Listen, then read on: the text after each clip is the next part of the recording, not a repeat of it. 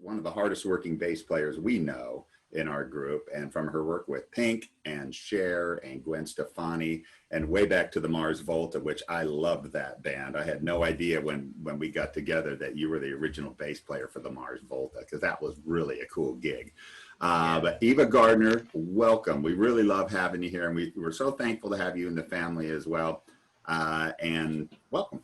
Great. Thank you so much for having me. Thank you all guys, all of you guys and gals for being here. And you know, when you talk about music, and when I'm thinking about like, what am I going to talk about right now in a music-based masterclass, right? At a time when there's not a lot of live shows or like things that we're working towards, like that we're normally working towards. But I think that this idea that kept coming up for me was the idea of why am I here? How did I get to this point? And the thing above all that has like kept me going is adversity, right? And these times of adversity and how you deal with times of adversity. And you can certainly call this time right now a time of adversity or just a huge challenge and things like that. But one of the most poignant things that I've heard during this time is you can't control the things that happen, but you can control the way that you react to them, right? So this is just something that I have kept in mind, and this has been not a theme now, but a theme throughout my entire career. And the idea of failing is frightening to everyone, right? But the times that have been the most challenging are the times that I have grown the most in my career.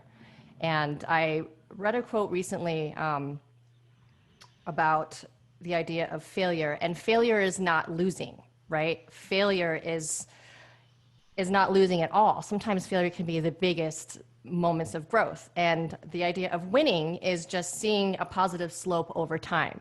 Sometimes things don't happen overnight, but if you do a little bit over time, you're working towards a goal, that's when you're winning. So I think of this time as exactly the same, right? It's not a big failure right now, it's just a challenge. We're not losing, but how are we gonna take this opportunity? I see this time as an opportunity, right?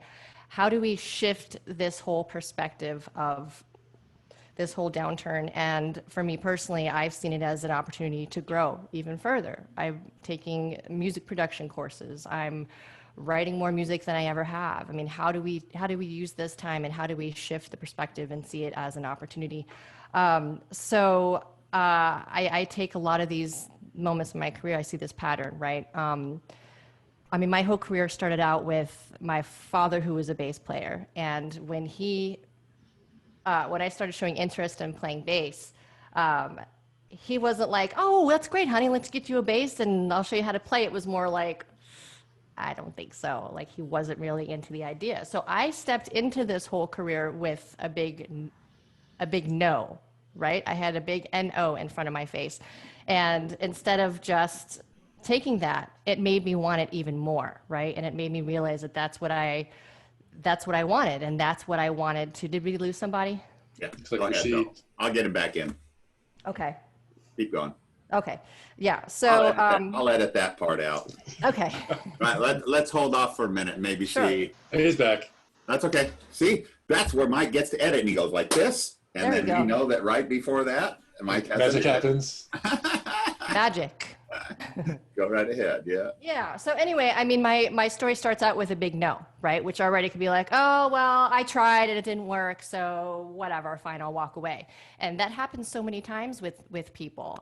It's a fear of failure, right? And it's at those moments sometimes that you realize, like for me, that big no was a moment of clarity. And I was like, wait a minute, I don't want to be told no. How do I turn this into a yes? So I ended up like just working even harder towards this goal. And then it eventually turned around, and he eventually came to, but it wasn't until one of his best friends came over and gave me my first bass lesson. Because I was begging, and Dad was like, don't touch my stuff. Hey kid, keep your grubby hands off my basses, right? So that's how I grew up, like around music, and I knew it's what I wanted, but I wasn't allowed to like explore or do anything. I wasn't encouraged, you know. So, That's rough. but I look back now, and I'm grateful for that, because I feel like if it would have been handed to me or forced on me, or if it would have happened differently, I wouldn't have decided for myself that that was really what I wanted, and I really, really worked hard for it. The moment that he changed his mind was when his best friend, Andy Johns, I called my uncle Andy, and he's well known. He was a very, very successful engineer and producer. He recorded Led Zeppelin and the Rolling Stones. He worked with Rod Stewart. He was part of that whole scene. His first gig was on a Jimi Hendrix session, engineering Jimi Hendrix. So this was the kind of people that I grew up with. And it wasn't until Andy came knocking on our door one day, and my dad opened the door, and Andy had a bass in one hand and a little pig nose amplifier in the other one. And my dad thought that Andy was bringing him some stuff to try out. And Andy was like, "No, this is for Eva. She's been begging you for years, you know, to try to do this thing." And it took my dad's best friend to sit me down and you know, see that enthusiasm for it to even happen. So he wasn't going to deny Andy when Andy said, "Yeah, I'm giving her a bass." He's like, "Nah, no, we're not going to believe Andy Johns when he says that it's okay. She has a bass." There's no turning back. And like Andy put on, I remember because Andy worked with Van Halen at the time, and he had just finished doing the Van Halen live record, and I had like a, you know, my little boom box, and he put the CD, this brand new CD that Andy did, had his name on it, you know, and put the CD on and played "You Really Got Me," the Van Halen version. And that was the very first bass line I ever learned, and I was just like a fish to water after that. And I had to borrow basses for like quite a while before I actually earned my own bass. So I mean, you know, I was down the path, and then there was another time when I decided that I wanted to pursue music and really take it seriously. So I decided that I wanted to go to a music school, performing arts high school, and you have to audition to get in. And I'm thinking at the time, my whole attitude was like, well, you know, Dad didn't learn how to read music, and Jimi Hendrix didn't learn how to read music, so why should I? You know, but I'm trying out for this school. And when I'm auditioning, the instructor was like, "Well, Miss Eva, are you learning how to read music, and do you know how to read?" And I was like, "No," you know, like whatever. And my audition piece was just like this really weird abstract kind of, you know, very vague performance art. And sure enough, I did not get into music school. I failed my audition. And that was another moment where I could have seen failure as losing. But it was another pivotal moment for me. That failure turned into an aha moment, right? And I was like, oh, I get it. Okay, so if I want to like break all the rules, I have to learn all the rules first. Okay, got it. So my parents got me a music teacher. I learned all the rules. When I auditioned for a second time, they asked me if I was learning how to read music. That was a resounding yes. And when I played my audition piece, I played Bach meets Boogie Woogie, and they loved it. And you know, it was like I learned that I had to play the game. I had to figure out the rules. And if I wouldn't have been rejected the first time, if I wouldn't have failed, I wouldn't have realized that something needed to change. My attitude needed to change. My perspective needed to change. My approach to music and the whole schooling thing needed to change. So all these moments, looking back through my career, all these failures were so vital to what made me not just a hireable musician, but someone who gets rehired and continues to get work. I'll tell you another huge failure moment. I had a fantastic gig on a television show, and it was like one of the biggest opportunities I'd had at the time. And I showed up late one day, and I got chewed out like no other. And then there was another incident where they were just going, I wasn't keeping up. You know, I wasn't paying attention, and I just wasn't on top of it. And sure enough, that same week I got the call that I'd been let go of the show. And again, instead of like, oh, that's it, my career's over, I failed, I give up, I was like, what can I take away from this?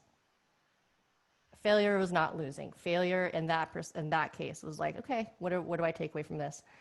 That really helped me develop the whole like be on time, be early, like that kind of a thing.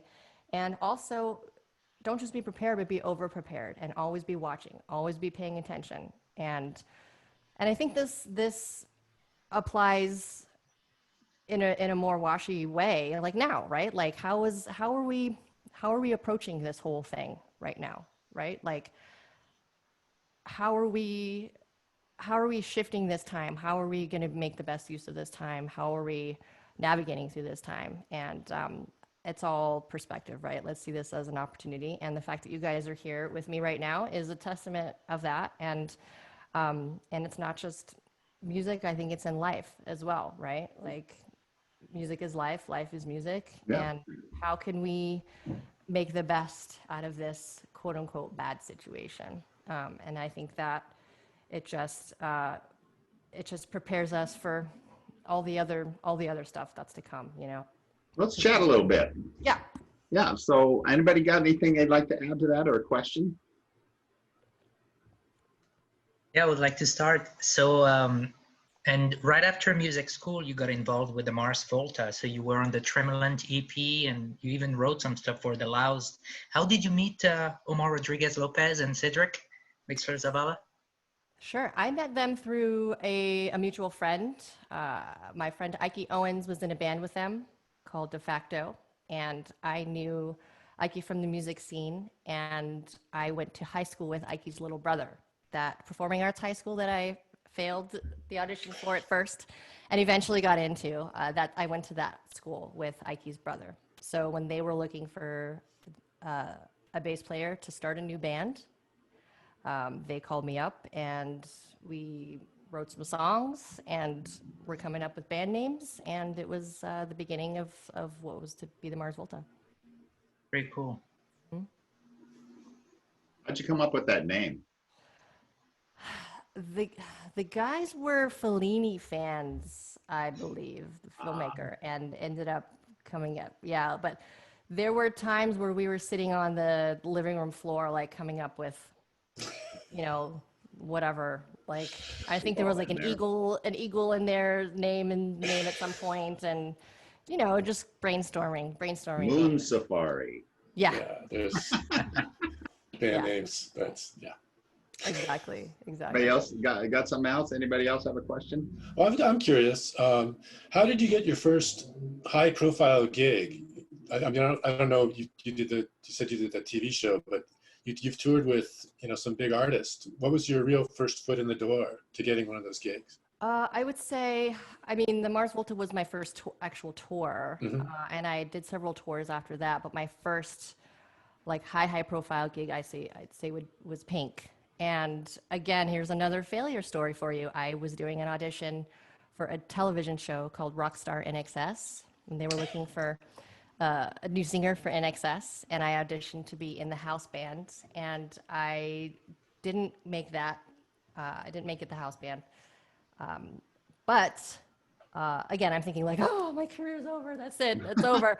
But I make it a point, it's one of my things now. It's like you always put your best foot forward no matter what happens, because you never know how people are going to come back in your life. Because 2 years after I did that audition, the musical director called me, who also happened to be Pink's musical director. So when she was looking for somebody, he remembered me from that Rockstar NXS audition, and asked me if I wanted to try out. And I sure did. And I tried out and got the gig. And within a week, I was on a plane to Ireland. Wow. Mm-hmm. Musical directors, good people to know. Yes, be on their good side. Yes. Yeah, for sure. Anna, you got a question? Yeah, I've got a question. How did you start to build your following?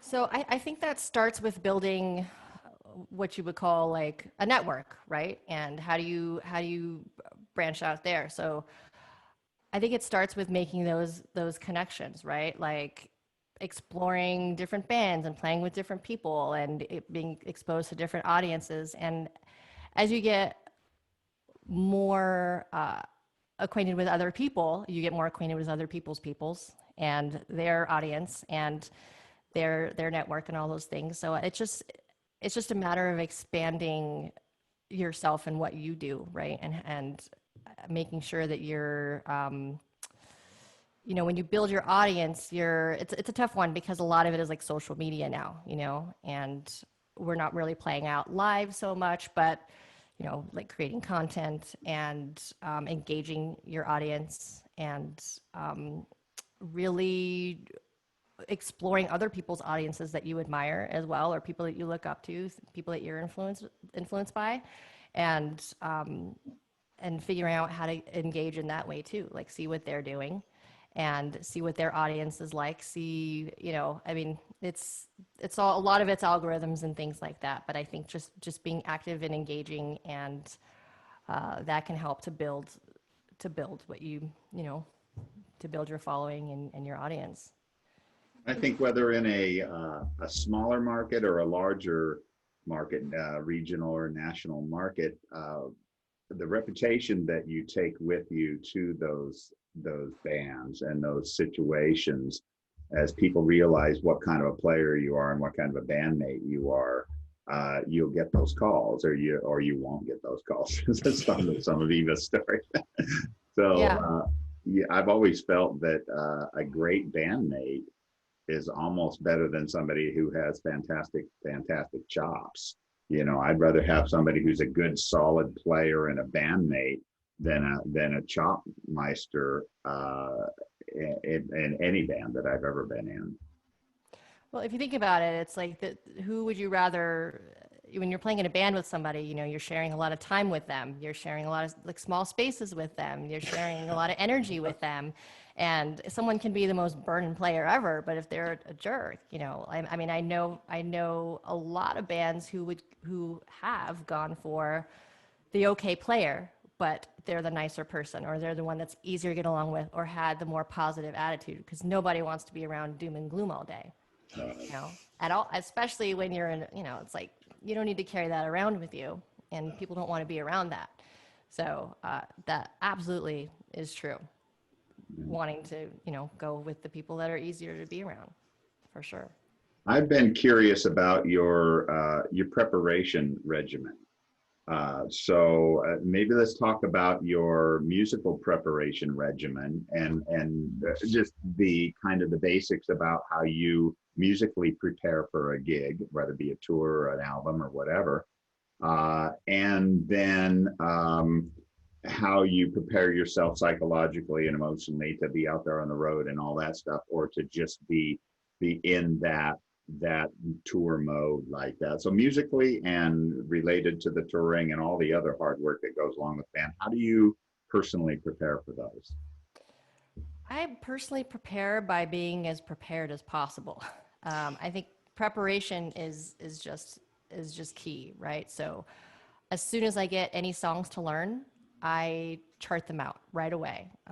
So I have everything charted, and then I will go back and start picking through them and learn them inside and out, and make sure I'm as prepared as possible. I want to make sure I have all the files that I need from whoever I'm learning from. If it's a live show, make sure I have live versions of what's happening, because recorded versions are different than live a lot of the time. If those files don't exist, go to YouTube, see what they're doing live, and just really get as much information as possible, and do your homework.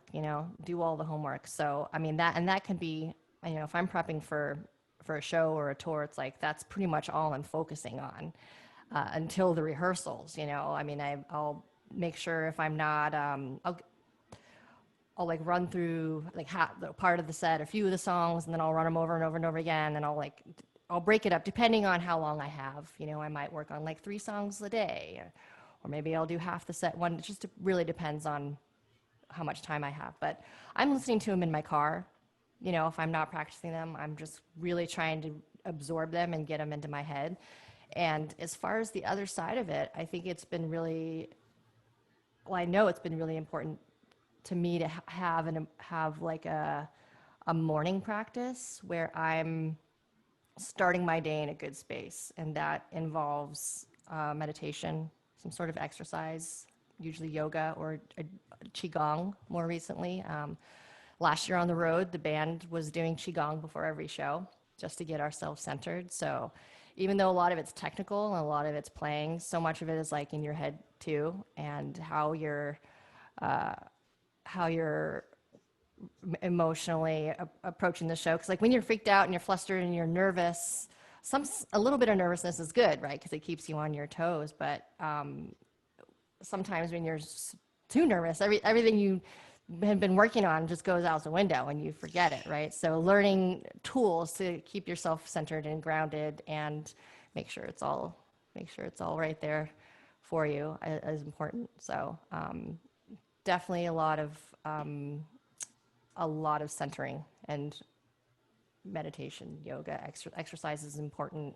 Of course, healthy eating, all those things that you need to keep your body feeling well and your mind feeling well and your emotional state too, because that's a lot of it as well. And a lot of it is attitude. So much of it is attitude and maintaining a positive attitude, which a lot of times is easier said than done. But all those gratitude is huge too. And I think that makes for a good experience for everyone involved. Definitely. Yeah.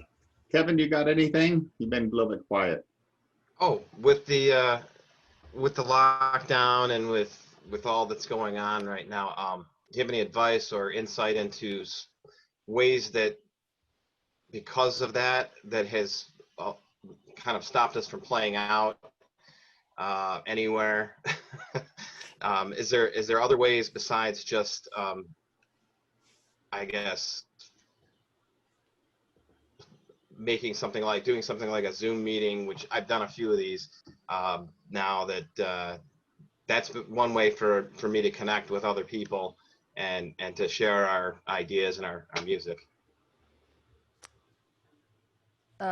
What's the question? Just if there's other ways. So I guess is there any other outlets for us right now? It's kind of a blessing in disguise, I think. So it's forcing everyone that did play out a lot to kind of like sit back, take a step back and sit home and practice more and try to find ways to get out there and to get their music out there. So I guess is there another way to do that?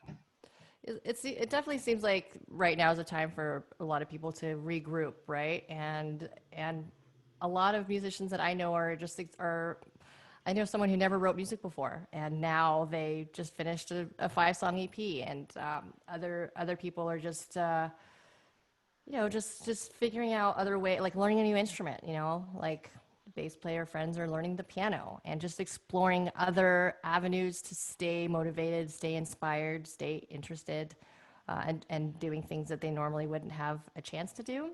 But I think that one of the most important things for me personally is how do you stay inspired? How do you stay motivated? And a lot of that for me has come with, I read a book called Miracle Morning by Hal Elrod. And when all this sort of happened and the schedule went out the window and everything went out the window, that practice allowed for me to stay inspired and be like, "Ooh, I think I want to, what do I want to write about today?" And just kind of stay sort of in the zone, you know what I mean? So having that morning practice has really helped, and doing a little something every day if you can, and I think that a lot of people are doing the Zoom thing. I mean, there's just not a whole lot of other ways to do it. There's some clubs that are doing virtual events where they'll play a live show, but it's being live streamed.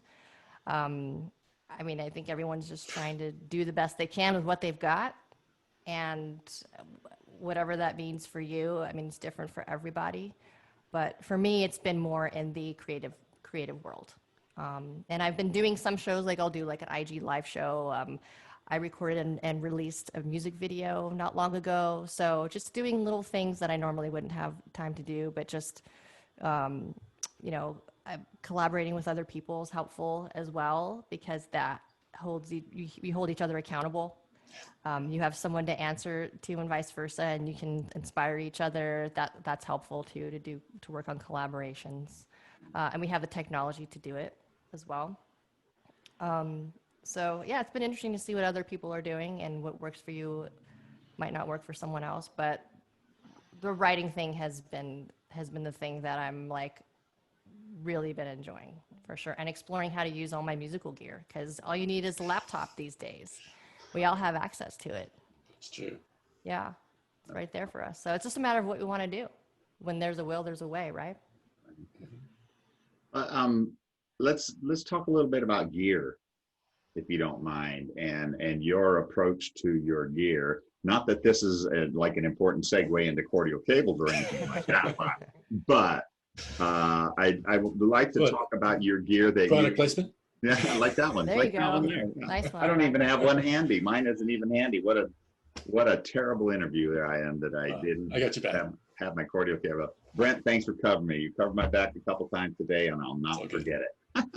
So let's talk about your gear. What's your go-to gear?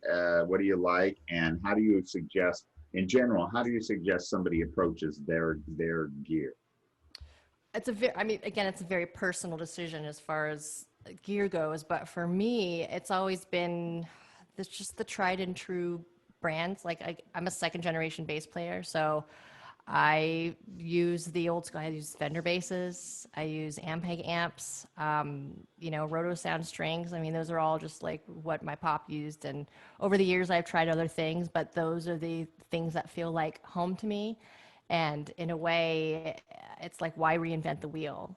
I'm really into like the workhorse stuff, things that can take a beating, because my stuff is played all the time and travels a lot. So those, like, Fender Precision, you can throw that thing down a flight of stairs and and it'll probably still be in tune at the bottom, So just the no fuss, straight ahead, old school. I'm really into like the 60s sound, like the old school James Jamerson. I've got my B15 behind me, which is what he used on all those old Motown recordings, and just a real old school, just a real nice old school round, full sound is what I go for, and that's what I stick with pretty much. Just reliability, sound, consistency, those things really, really shine through. Excellent. So let us talk a little bit about, let me see here. Tell us about your Pink audition, your actual audition. How did that go? I've always been curious, and not just how you met and all that stuff, but what actually happened. So my family owns a British pub in Hollywood, California, and I happened to be working at the pub bartending the day that I had my audition. And the studio where they were holding auditions happened to be across the street from our bar, from the Cat and Fiddle. So I was bartending during the day, and I asked my mom, who was there, I said, "Hey Mom, can you watch the bar for like half an hour for me? I have an audition across the street.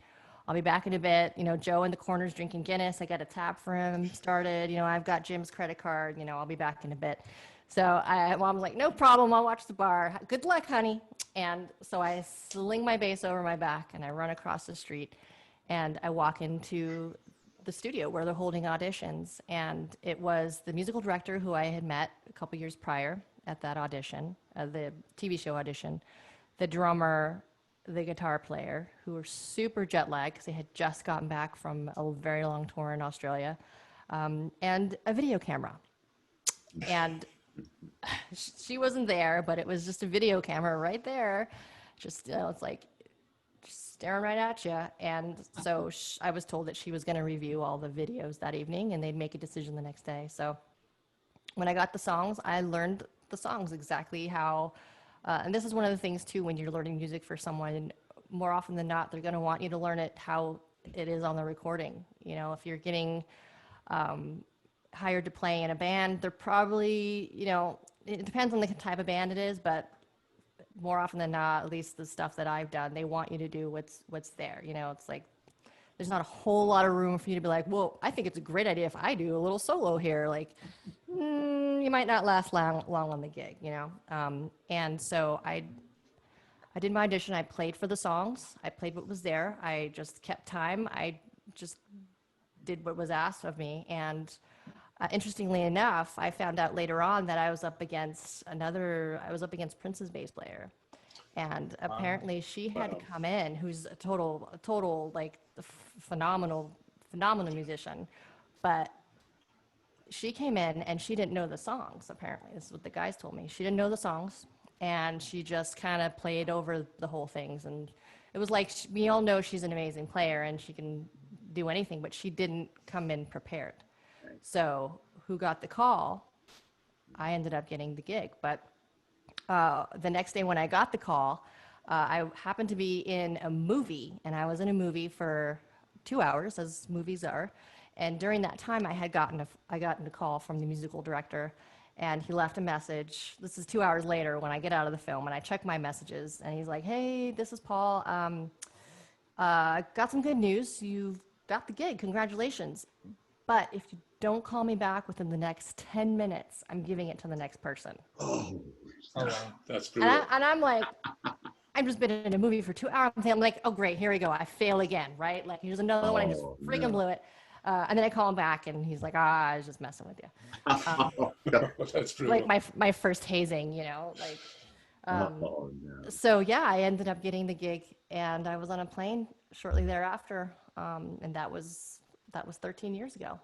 Yeah, wow. And she's awesome, man. Every time I go watch one of those shows, it's got to be hard to concentrate on playing with her, like twirling around up above you. Oh my God, I make a joke. It's like a year into the tour, and I'm still noticing things happening. Like, I'm like, my God, there's like a guy flipping back there. I didn't know. I'm like seeing new stuff all the time. It's so exciting. It's amazing awesome to be a part of. Yeah, and it's the same people. The same Somebody band. told me that she is band. one of the few singers who has perfect pitch. I've heard that from somebody told me that she has perfect pitch. One of the few out there that do.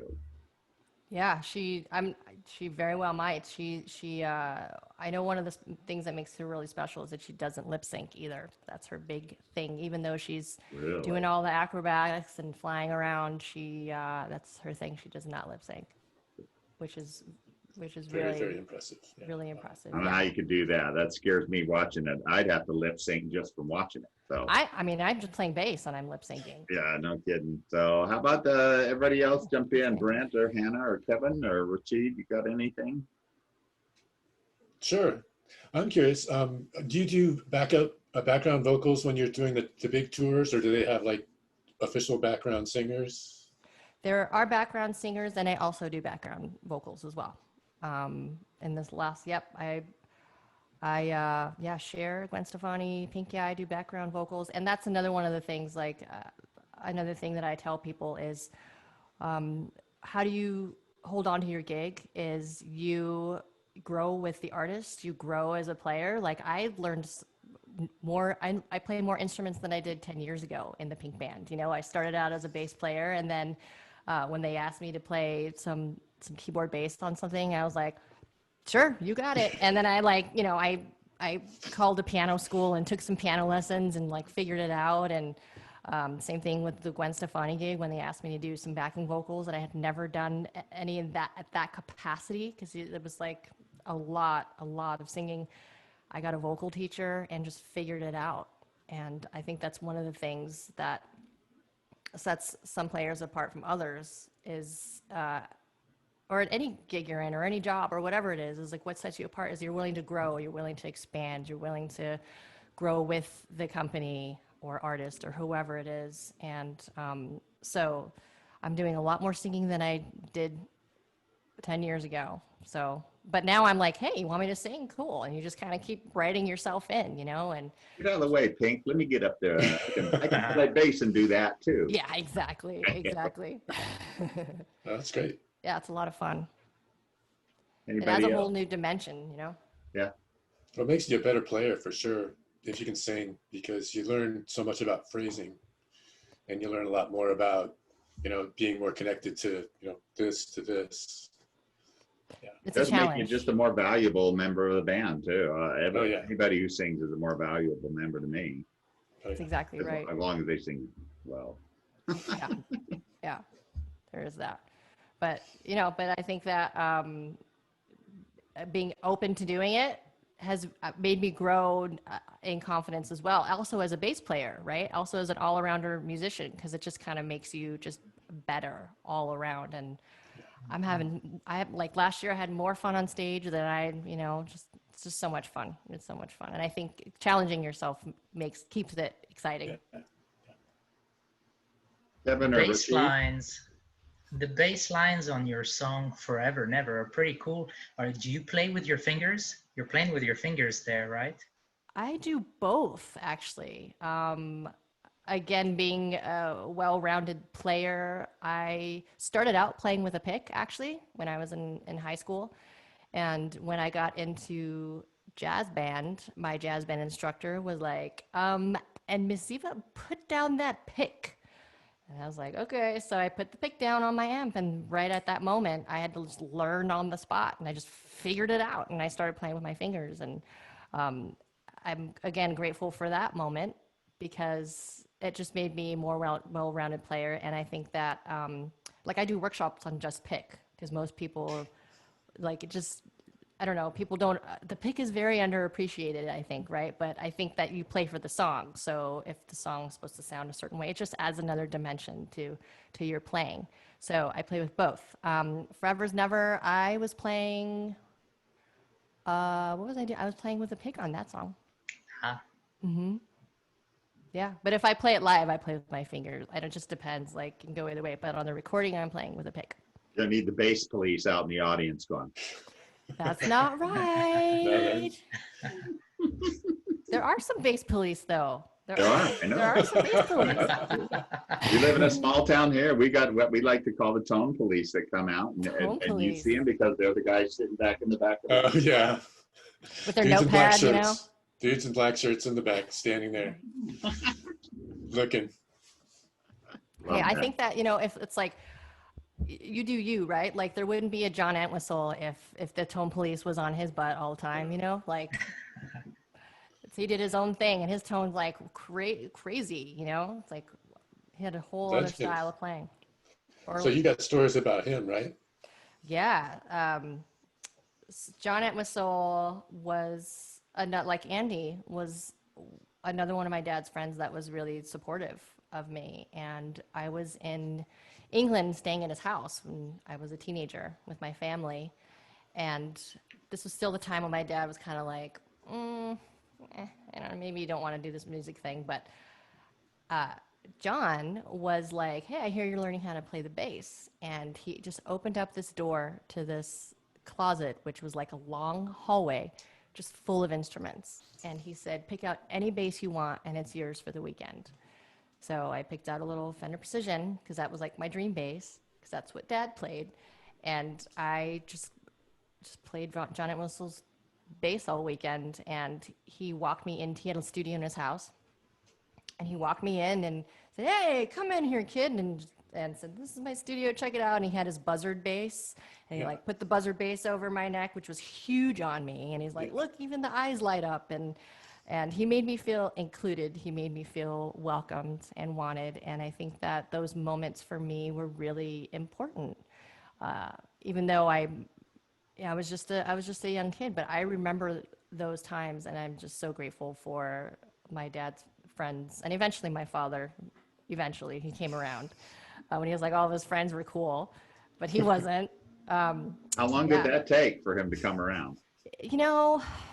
I had a show booked at the Whiskey, and when I was like 15, and we were opening up for a band called Cars Flowers, which eventually became Maroon 5. And my dad was like my first roadie. He went to SIR, which is like a studio instrument rental place, and got some gear for my band because we knew the guys there. And he's like my first roadie. He helped me plug in my bass and showed me how to use the amp, and it took a little bit, but you know, I think a lot. I look back now and I'm like, he just probably didn't want, you know, me being his daughter and him growing up in the whole 60s scene and 60s and 70s scene. I mean, there's probably a few reasons why Yeah. he wasn't so keen on it, but he eventually came around. It was cool. We had some really, really special father-daughter time Right. eventually. Anna, you got a question? Yeah, I've got a question. So you've been with Pink and Gwen Stefani and all these other artists. So when did you start to become your own artist and developing as yourself, like with your original songs? So I started writing music when I was a teenager. I was about 15, 16 when I was in my first band, and I started writing music then. And I was always in a band, usually, you know, and writing with a band and writing with other people. So I already was in that writing world, but it wasn't until I would say maybe 4 or 5 years ago where I actually just started writing under my name. And the reason why was because I finally had music. Well, first of all, I was like on tour and I couldn't be in a band, right, with like physically with other people. So I ended up in hotel rooms on days off, and I had a laptop and I had a little recording system, and my system was portable. And so I was like, well, what? I got this gear. I'm going to write some songs. And that's just kind of ended up how it happened. And again, just a laptop and an interface and a guitar or a bass or whatever I had, and a little keyboard controller. And next thing I knew, I had a bunch of songs, and I decided to do something with them. So I released an EP. Right. Yeah. I love your throwback style. I Thank think, you. as we talked about before, it's this cool combination of you know, your 60s sound and that kind of punkish attitude about the songs with modern flares on them. I really, really like the combination of all of that. So, and it, you know, as we talked about before when we had our sketch, I don't like pigeonholing, so I don't want to say, oh, it sounds like that guy or that girl. So, but I love the sound and the way you use the modern twists on those classic sounds. Thank you. I appreciate that. Speaking of that, let's talk about rhythm sections. You know, one of the subjects that you and I chatted about the other day that was on our minds is, you know, being a great bandmate is one thing, but a rhythm section, a great rhythm section or a bad rhythm section makes or breaks a band. So how do you make a great rhythm section? Of course, in Pink, it'd be pretty hard to not lock up with Mark Schulman. You know, I mean, he's one of the finest drummers I've ever heard. But how do you guys become that force that either makes or breaks a band? I think so much of it obviously is listening, of course, but I think that, you know, Mark talks about one of his failure stories, right? And he talks about the time he did an audition for a band, and again, the big break, right? And he didn't get it, and he didn't get it because his time sucked. He had terrible time.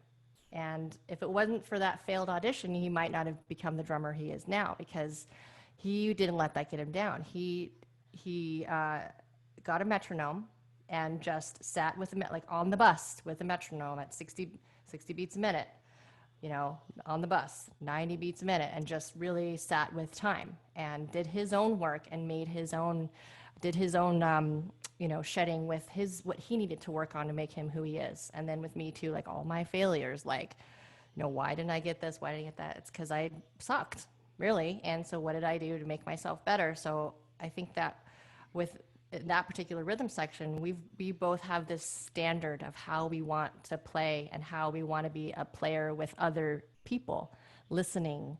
And it's like a conversation. It's a language, right? There's a lot of give and take. And sometimes it's like there's sacrifice as well. You know, if you want to go a fill, but like, oh, the drummer's going for a fill here, I guess I'll have to lay out here. But it's that conversation, right? It's like being aware and listening. And it's not the Eva show. It's not the Mark show. It's not the bass player show. It's not the drummer show. It's like, how does the rhythm section create a solid foundation for a band? And I think it's all those things. It's like who you are as a person and a player in your own time, and how you develop your own generosity of spirit, and how you are able to communicate with other people. But a lot of that takes like being a solid player yourself, right? And bringing your own skills to the table to create a dynamic duo. A lot of it is listening, of course. Yeah. So I've met Mark a few times now, and his attitude has got to be one that rolls over into just about everything you guys do, because he's a bright and shiny person, that's for sure. Pink calls him Disneyland. But that's the amazing thing about him, and that's what you love about him, because there's always, he's like a mentor on tour to me. He's the person. He's like a big brother to me, because he's always the guy who has a great way of looking at things, and that just makes such a difference for everybody, for all of us. If someone's having a bad day on the road, how do you lift them up? How do you make it better? And being able to bring those things to the table are also as important as you're playing. Brent, do you have something? no, I'm good. Oh, I thought you had a No, quote. I'm just nodding and paying attention and listening. Since Hannah's here, and Hannah's at the beginning of her career, I would ask to maybe address the unique challenges of a young lady making her way into the marketplace as she is now. New record coming out, got some great songs. Actually, they came through town, her and her family came through town a few weeks ago, and we recorded down in our park here. So I've got a 4-song video of Hannah and I doing our concert in our little park here that will be released here in just a few days. A couple of her songs, a couple of mine. We had a blast, didn't we, Hannah? That was great. Yeah. So I want Hannah to succeed. I want her to be a force in this industry. I want to look back and see that some of the things that we have helped her with in confidence, and including her in these conversations as a young artist, will give her the confidence and the experience to make it. I want to look back and see that happen. So what's your advice for her, and how do girls, there's a special place in this market for girls? I would say so much of that is confidence, and I mean, there's been situations. I've been up for gigs where I didn't get it solely because I was a female, and the reason I was told is because the lead singer was a female and she didn't want the competition on stage. I mean, that's so lame, but it doesn't have to be that way, right? Like, obviously there's a huge insecurity there, and it's not a valid point at all, right? Like, we should be supporting each other and lifting each other up, and there's enough for everybody to go around.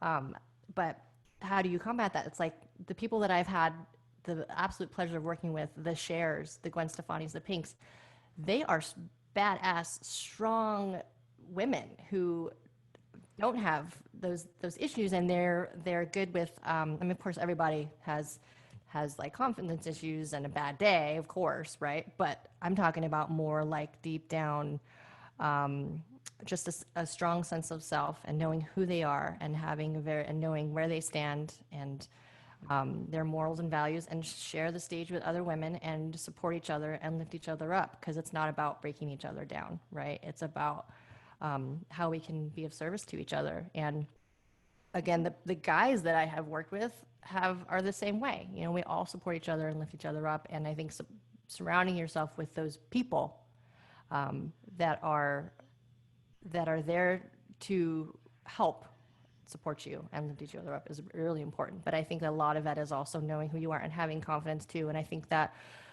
confidence comes from feeling capable and doing your homework. And if you walk into a show or an audition or a rehearsal and you're not confident because you don't know the songs, or you didn't do your homework, or you didn't do your preparation, you know, you're not going to feel so good about yourself, and that's not going to be good for anybody. And then you can become a target, you know, all these, it's just not a good position, right? So when you come into a situation prepared, that gives you confidence. And then that just trickle effect can make for a great experience, a great show, and that just you know, the domino effect that helps lift you up. But a lot of that's got to come with your own with yourself. You know what I mean? Yeah. When's your record come out, Hannah? You've got a single coming out real soon, right? Yeah, I've got a music video coming out August 30th. Sorry, October 30th. And then a couple weeks later, it'll be going on Spotify. That's awesome. Thank you. Well, we're making Congrats. sure it'll get shared. So Yeah, I can't wait to hear that. I want to hear have it. no doubt you'll be here. Sounds like you're on the path, man. You are on the path. That's awesome. I can't Well, the wait really to hear what funny you're part doing. is, yeah, how as you talk about chance, Hannah's story with us begins 2 years ago, 2.5, almost 3 years ago at NAMM. When she was, I guess, 11, she came to see Sylvia Massey in our Cordial booth, and her and her family showed up, and that's what she was looking for. She was wanting to talk about, you know, recording and stuff like that. So we were immediately impressed with her professional focus, and then she played for us last year at our booth. And so really cool. It's really cool to have now watched. Now we're 3 years into watching Hannah grow into a great part of our family, and we're really happy to have her around. So and you as well. So let us talk about groove. So I don't even have to say anything more. Just let's talk about groove. All right. Well, I would say that more than anything, I get hired because of groove and feel. Not so much for the other stuff, right? Like, can you groove with the band? Can you groove with a drummer? How's your pocket, right? And I would say that so much of that is where I sit. That's what I do, is like I get hired to groove pretty much. But you're not a noodler. You're not necessarily a noodling bass player. You're a groove bass player. Not necessarily. Yeah, I would say I'm more on groove, and the times where I have stepped forward and maybe thought that that was a time I could take a liberty or branch out, whatever. It's like, reel that back in. That's not what we want to hear. That's not what we're here for. So I've learned that there's a time and a place, right? But as far as the situations that I have worked in as a hired gun, and even over the years, like just as a studio musician, as a studio session player, I'll give, if I'm recording, I will do a few different passes, give them a few options, but you always want to give them a simple track to start with, right? And if they want a cool fill or whatever, they'll sprinkle it in. But more often than not, you want the groove, you want the basic track, you want the solid the foundation there first before anything, before all the color and this and that. So I can't stress enough how important having good time is, good groove. It's not just the notes you play, it's the space between the notes as well. That's the music is a living, breathing thing, right? So we have a tendency to rush, and you know, it's like, the joke of how do you know a drummer's at your door? The knock speeds up. Yeah, exactly. So I mean, that's our tendency, right? We get nervous and excited and speed up. So it's like groove, like the metronome is your best friend, right? When you're building that foundation for feel. As square as it sounds, or I heard a story that Tower of Power used to and Rocco Presti is one of my favorite bass players. We just lost him recently, but Tower of Power used to just groove on the same groove, just hours, just the same pocket, just the same groove over and over and over again, just to get really, really tight with each other. And that's what it can take sometimes. Well, I think that in these last few minutes, I'd like to give everybody a chance to just have a conversation with Eva, ask whatever question you got, and we'll take just a few minutes for everybody. So let's go ahead and start. Let's go the other direction this time. Let's start down with Kevin. These will be our closing questions, and just take your time. We got plenty of time. We're about 10 till now, so let's have a little conversation.